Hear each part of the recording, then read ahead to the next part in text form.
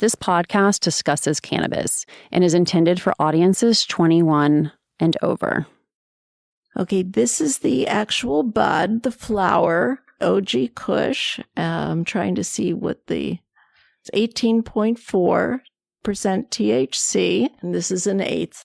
Fun fact, among states where adult use has become legal in recent years, what's the fastest growing group of cannabis users? These are the pipes that I use to ingest the flowers, and one is clean, one is dirty. The before and after. I'll give you a hint. It's not teenagers. Shari Horne. I'm on city council. Here in Laguna Woods. Yes, here in Laguna Woods. I'm 67.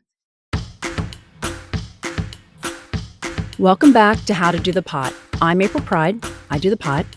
With this podcast and my new venture, The High Guide, we're looking at how women are using cannabis and who might benefit from this plant. How old will your parents or your grandparents be in 10 years? I'll give you a second. Do the math. In 10 years, 50% of the U.S. population will be 65 and older. There's going to be a huge jump in the amount of people in that age demographic over the next decade.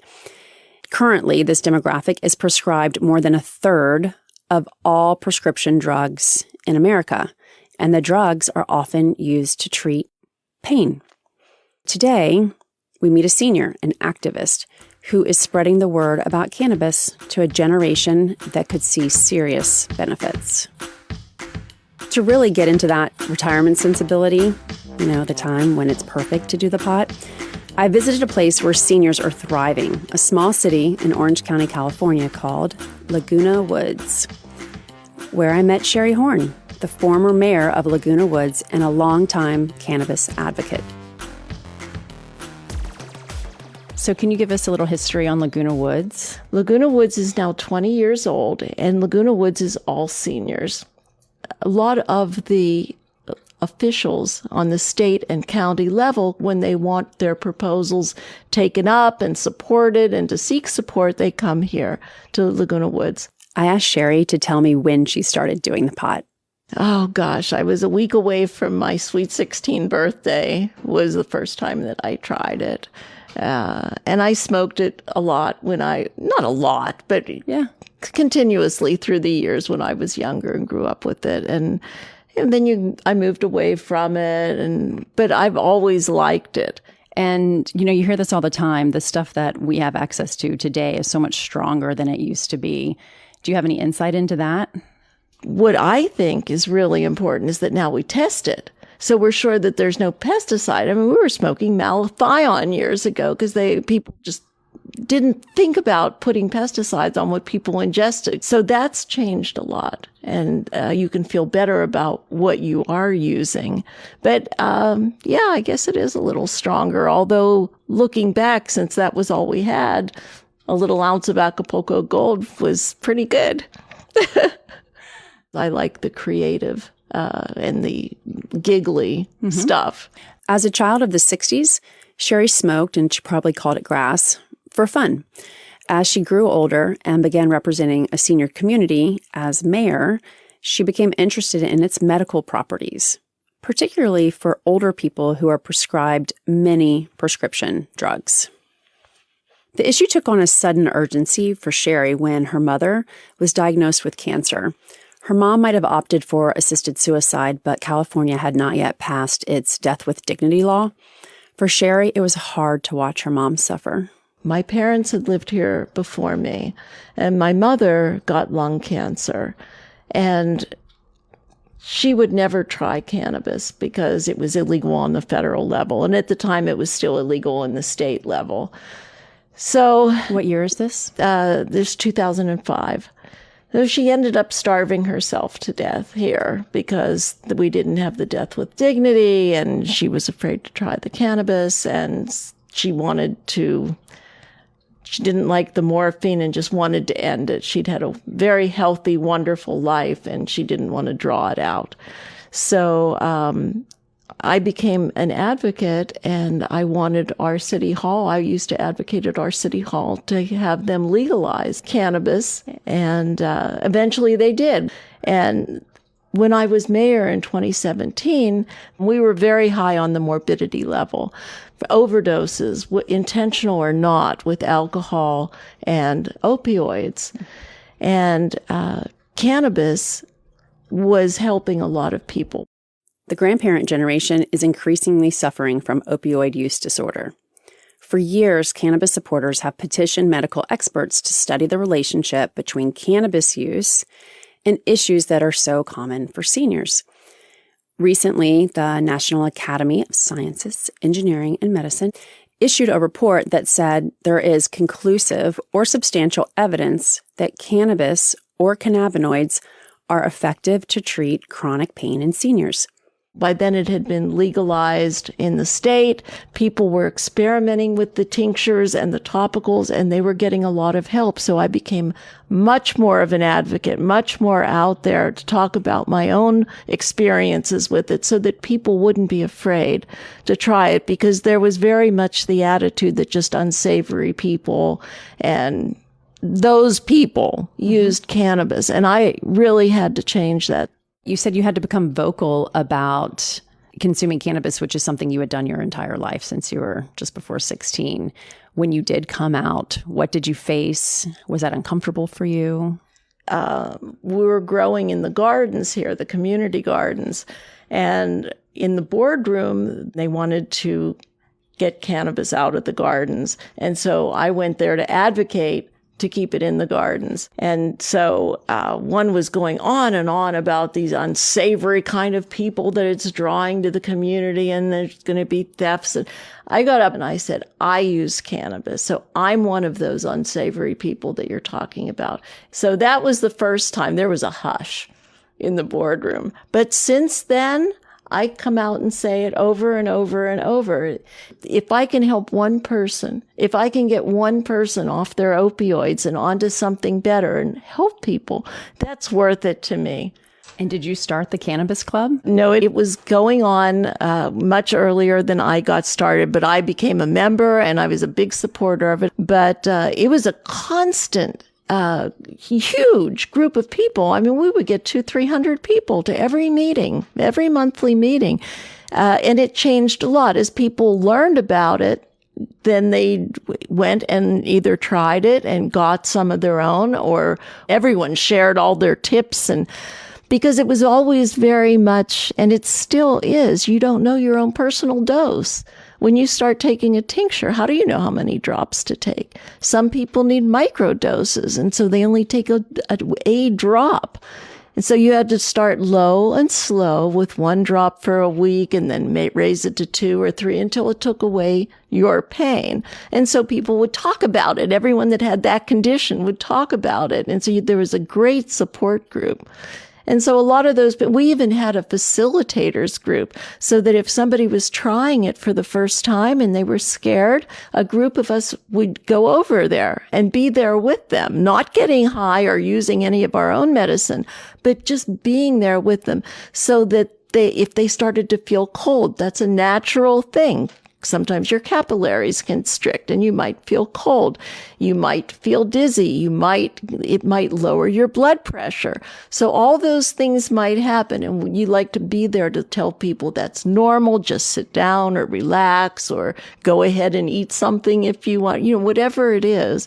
And so I thought that was a wonderful thing to do. Older Americans, who we might assume have the most stigma around cannabis use, also stand to benefit the most. When you're encouraging someone to just try cannabis, is there an example of a person that took you up on that and with great benefit? There is.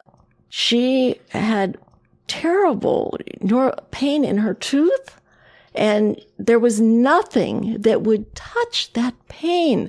And she didn't know what to do. And I got her to come to the dispensary to talk to the pharmacist. She got the tincture and a couple of other things, gummy bears and with CBD and THC. It took it away immediately. She was someone that had never tried it, had never smoked it, and grown up in the 60s with it. And she was a little reluctant to try it, but she was in a lot of pain. And it was just that one time. She doesn't have to continue using it. When she gets that pain, she uses it and it goes away. Right. And she's like, it's a miracle. The miracle is born in part from a new way of doing things. When we reprogram our beliefs about pills, that they're the most effective way to deliver medicine, we open ourselves up to new treatments and relief that really can feel miraculous. That's exactly what we're going to look at, pharmaceutical drugs, what they do and how they interact with cannabis. I wanted to know how doctors who do know about cannabis and cannabinoid medicine, how they think about prescribing cannabis alongside pharmaceutical drugs. I'm Dr. Jessica Knox, I guess more commonly known as Dr. Jessica, because I am one of 4 doctors in my family who are all Dr. Knoxes. So I'm Dr. Jessica or Dr. Jess. If you've listened to our episodes on pain and endometriosis, and you should if you have not, you've heard from Dr. Jess before. We take care of patients who simply want to use cannabis or get a cannabis recommendation in Oregon or Washington or California, so they can come to us to get the paperwork done for them to be able to access medical cannabis. But we also take care of people who are trying to manage diseases as complicated as cancer or seizures or neurodegenerative diseases like Parkinson's or dementia, right? Like Alzheimer's. What are the danger of drug interactions with cannabis? The primary drug interactions that we are concerned with as it relates to cannabis are due to CBD. So CBD, along with many of the pharmaceutical drugs that are out there, are metabolized through the cytochrome P450 system in the liver. And what we know that CBD can do is it can sort of bind up that enzyme that is responsible for breaking down other medicines. And what that means is if CBD is in the system and blocking up this enzyme, other medicines in the system can start to sort of build up. And theoretically, right, depending on the medicine, can cause toxicity because the drug levels are building up and up and up. Clinically, we haven't seen a lot of this. So, right, so when we're taking care of patients in the clinic, we haven't seen a lot of drug interaction issues. I think the best evidence we've seen of this is with certain anti-epileptic drugs, so seizure drugs. We've seen that seizure drugs can back up, but what that means is that if you use CBD along with your seizure medications, a lot of times we can reduce the dose of the seizure medications. So it's kind of like a, pro-con there. It's just a manner of keeping track of drug levels and managing them. But, the concern is as we see all of these CBD products hitting the market, and you can have CBD in your coffee and you can add a CBD supplement, you can put CBD in your yogurt. We don't know what kinds of doses people are going to accumulate over the course of their day to day if they're like CBD fanatics. And nobody is really managing, right? People who can go and buy CBD from their coffee shop or their drugstore. Nobody's managing the CBD they're taking with other drugs they might be taking. And so, we might start to see some more interactions just because people are using CBD in a not informed way. So, Dr. Jess hasn't been too worried by negative interactions between cannabis and pharmaceutical drugs, but she does see them as 2 very different approaches to medicine. Pharmaceutical drugs are largely single isolate compounds, right? Where a lot of them actually are derived from nature. That's why if we go to nature, a lot of the plants are medicinal. And that's why pharma has sort of isolated certain compounds that they've found to be medicinal and turned them into pharmaceuticals that are patentable, so that they can sell them for more money.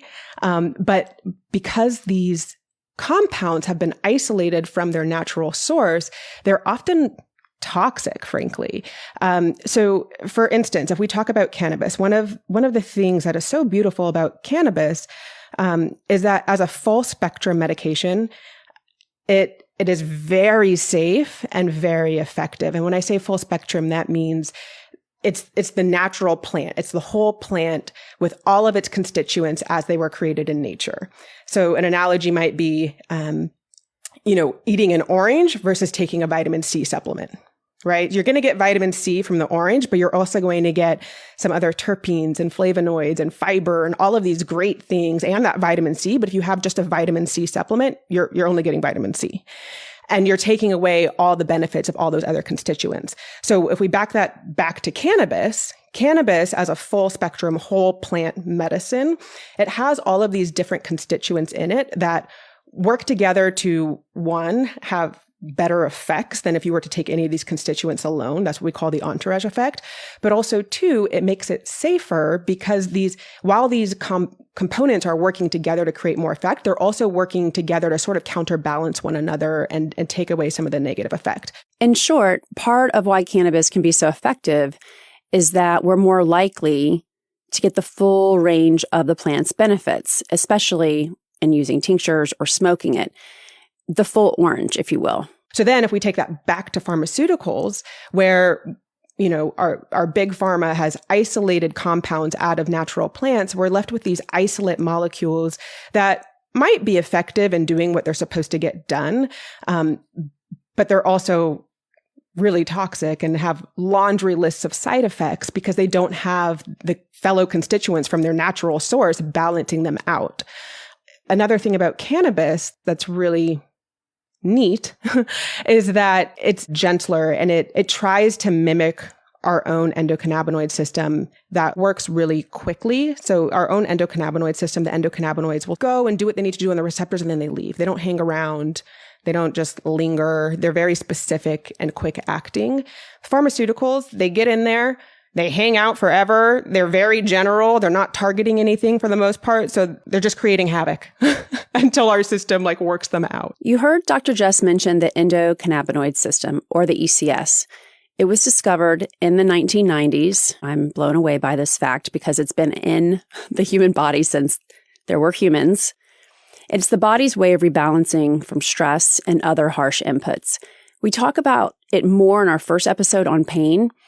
Cannabis mimics the body's natural neurotransmitters.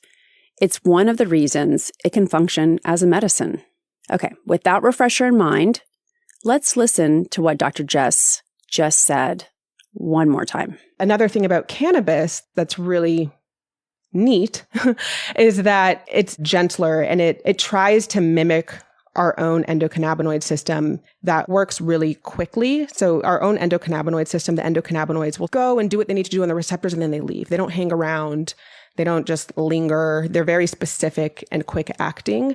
Pharmaceuticals, they get in there.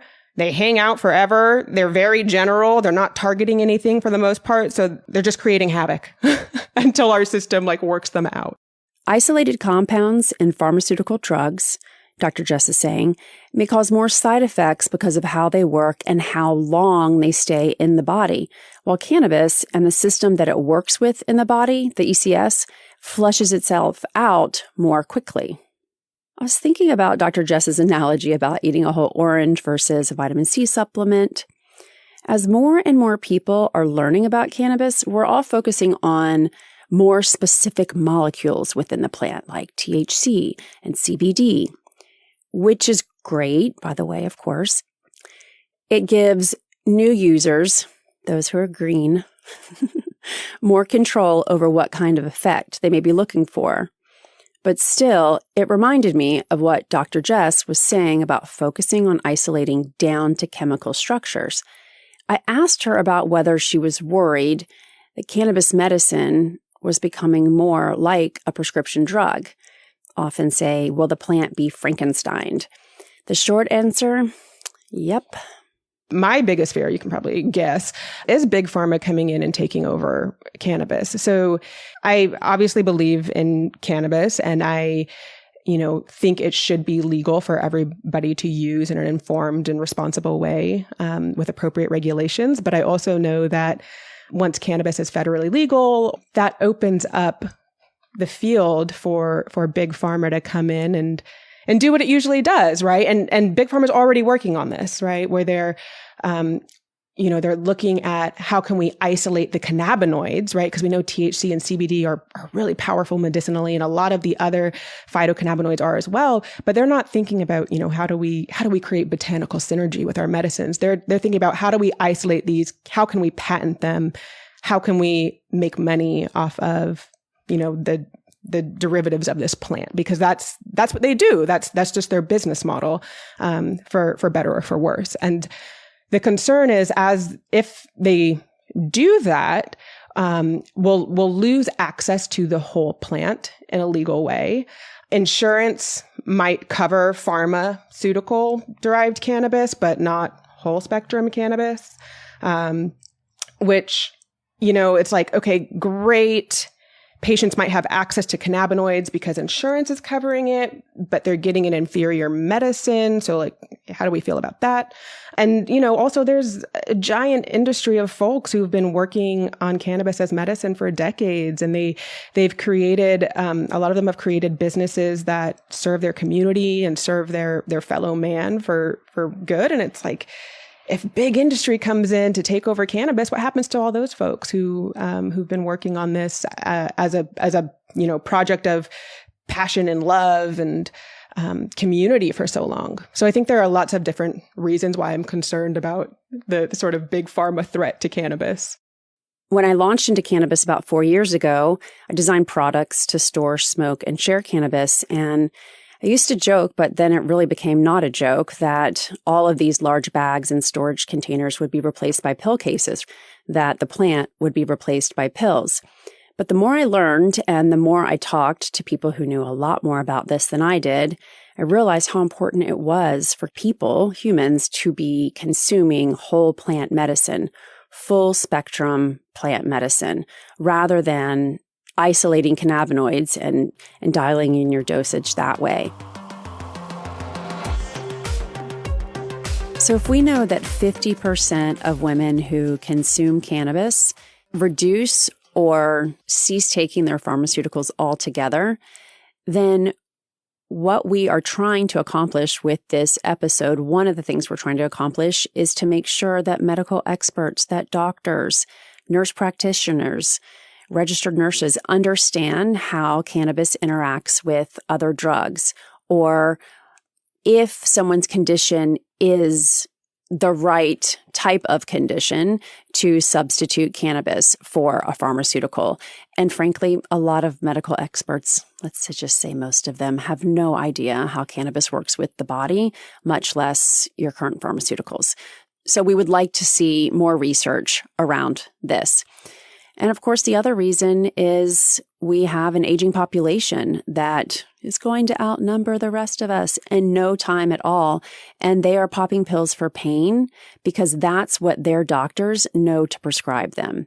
It should come as no surprise that during a 5-year period, 2010 to 2015, non-opioid related inpatient hospitalizations for U.S. seniors decreased by 17%, yet at the same time, opioid-related inpatient hospitalizations for seniors increased by 34%.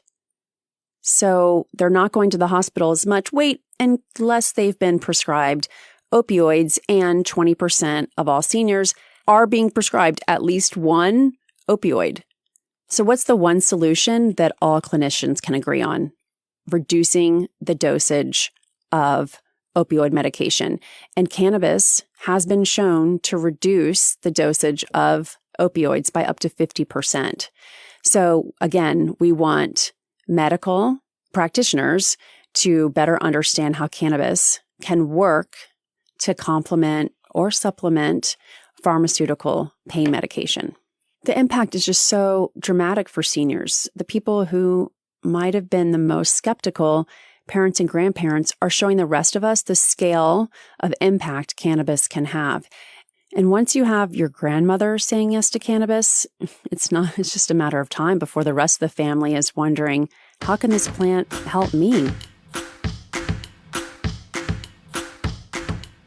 Our tips for how to do the pot today. 5 reasons seniors are using cannabis. Number 1, joint pain.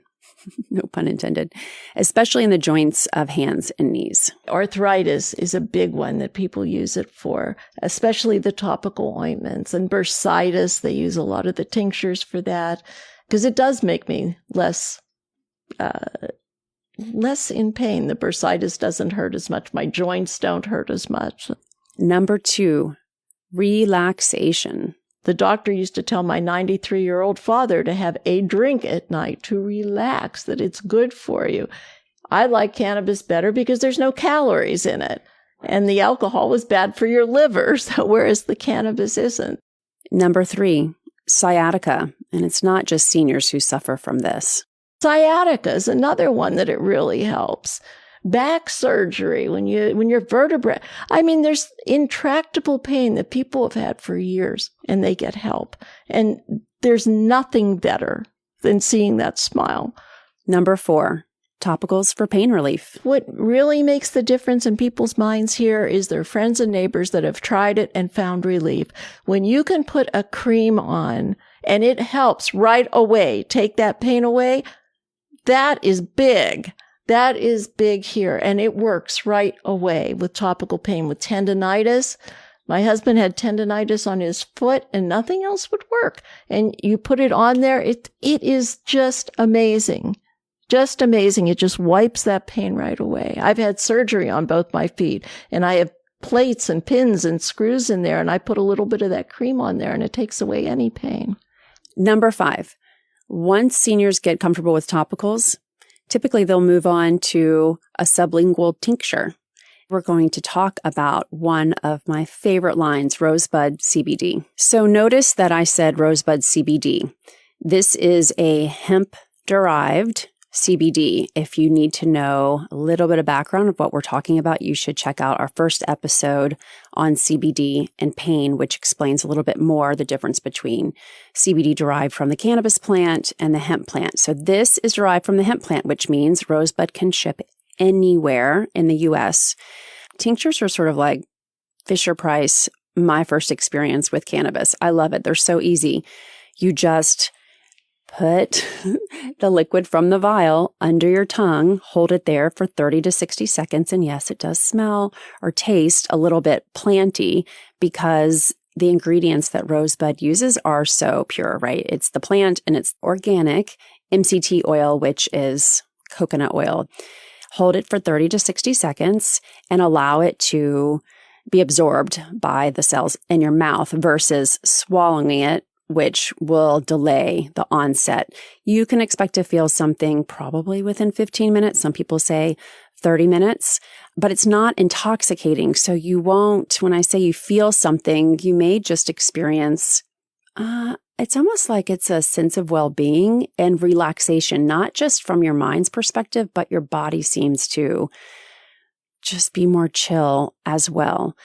And if you leave it on your vanity and someone walks in, there's no way they're going to really be able to tell a difference between your Rosebud CBD tincture and your fancy department store cosmetics. The other great thing about keeping a tincture on hand, we have a weed hack as part of this high five. Keeping CBD around is great if you happen to consume too much THC. CBD cuts through the THC, minimizes your high, and allows you to maintain control once again.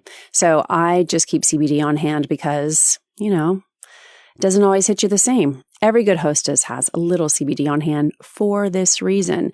And thanks to Rosebud for offering 20% off when you enter the promo code DOTHEPOT, DOTHEPOT, on their website, rosebudcbd.com.